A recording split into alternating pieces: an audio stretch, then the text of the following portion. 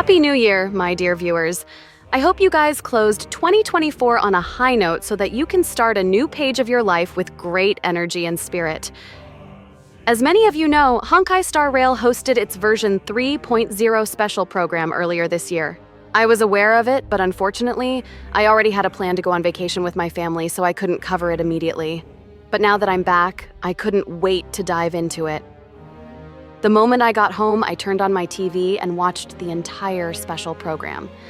Like usual, there were lots of showcases and plenty of talking, but two things really stood out to me.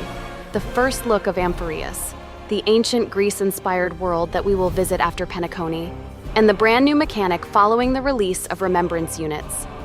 Finally, Honkai Star Rail brings us a world reminiscent of the fantasy RPGs we grew up playing. The age of gods, titans, ancient-looking world, and heroes. In this case, the developers said that they're inspired by Greek mythology. Titans indeed play an important role in Greek mythology. It is said that they were the first gods to rule the cosmos before the Olympians. Primordial gods named Uranus and Gaia gave birth to the Titans, and then from these Titans, the Olympians were born. If you play God of War, you must be familiar with a Titan named Kronos that Kratos killed.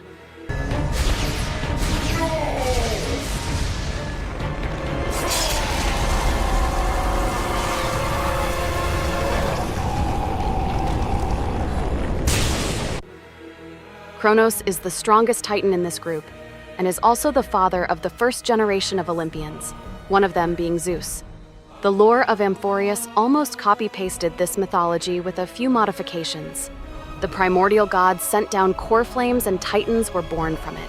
These titans are eventually gone, and their core flames are inherited by a group of people known as the Chrysos heirs. In the legend's beginning, the world was pure chaos. Then the gods cast down the core flames, and the titans were born within.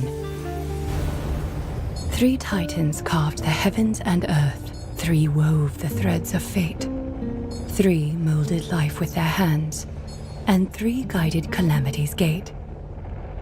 The titans' blaze enlightened civilizations, and people of all realms thrived endlessly. But the golden age was fleeting, and from beyond the sky came the heretical black tide. Its gloom was darker than death itself, driving the titans to madness and the mortals to mutual war. Strife broke out across the land, and the stain of blood consumed the light of dawn. As the gods waged war, the sun itself grew quiet in awe. A millennium of divine conflict left only a shattered world and an age of darkness. The core flames flickered and dimmed, and the age of the gods met its end. Golden blood fell to the ground as a distant prophecy resounded. Flow, golden blood, flow. Converge into a boiling river that flows to the heroic heirs of this world. This storyline is shaping up to be one of the most exciting arcs in the game, at least for me. I'm genuinely looking forward to it. Chrysos heir is the equivalent of the Olympians, and in version 3.0, we'll have one of them as a playable character. Her name is Aglaea, one of Zeus's daughters in Greek mythology. I couldn't be happier to see her gameplay in the special program. You know, I've decided to go all in for Sunday and skipped Fuji because I believe the third version of the game will focus on summon meta, and the Fate Stay Night collab characters will be summon type as well. Summon is an archetype my account currently lacks, as I only have Jingyuan right now. I want to kick it off with the Fate Stay Night characters. I know it's a huge gamble. If those collab characters don't turn out to be summon types, I could seriously jeopardize my account's progression. But that's a risk I'm willing to take. I'm satisfied with my Sunday performance, actually. I even managed to get 2 copies, so he's now E1. While I didn't get his signature light cone, his performance is already fantastic. Initially, I thought I would only use him in my Jingyuan team, but turns out he fits so well in other archetypes too. He's basically Bronya on steroids, so any team that benefits from Bronya can also utilize Sunday, that is my Boot Hill and Fei Xiao team. I've also seen players doing Sunday and Bronya combo, and it works brilliantly. That's how good and versatile he is. However, when Fuji arrived, I tried her out, and dang, she's great too. For a moment, I was tempted to reconsider my decision. My account has great synergy with Fuji. Since this is the last patch before we move on from break meta, losing her would be a waste. But I've decided not to pull again until the Fate Stay Night collab. Regret started creeping in.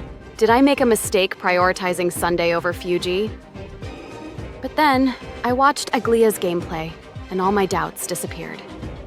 Thank God I made the right call. The creature summoned by her is an independent entity. It's physically present on the battlefield, complete with its own HP bar, and enemies can target it directly. This is a completely different mechanism compared to our current summons.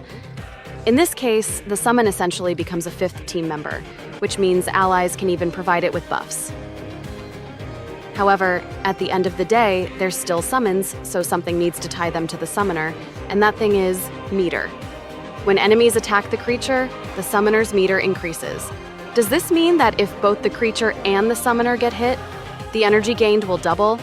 That's convenient. What's still unclear to me is whether the summon attack is still considered a follow-up attack or not. If they're not follow-up attacks, Remembrance characters won't benefit from the existing follow-up sets and need a different type of relics. Maybe that's what the new relics are for? We'll see later. This showcase got me so excited, not only because it confirms that Sunday will become increasingly important moving forward, but also because it might be the mechanic used by the Fate Stay Night characters in the future. If there's any mechanic that could perfectly capture the master-servant relationship from Fate series, this is it. So instead of directly getting servant banners, we might get masters who call forth their respective servants during battle. Imagine Rin Tosaka summoning a Mia. That would be absolutely insane. Every Fate player on the planet will install Honkai Star Rail immediately. The possibility feels so real, and I'm confident about it now. Not summoning until fall 2025? Challenge accepted. I just need to stay strong, resist the temptation of new characters, and focus all my attention on events and story quests, right? Right now, I have 1,000 Stellar Jades and 5 gold tickets from the weekly rewards. I still have unfinished content though, like the new simulated universe and pure fiction, which will increase the number some more.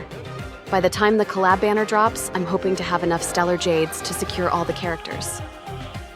So, to wrap up this video, I declare that my no-pull challenge officially begins.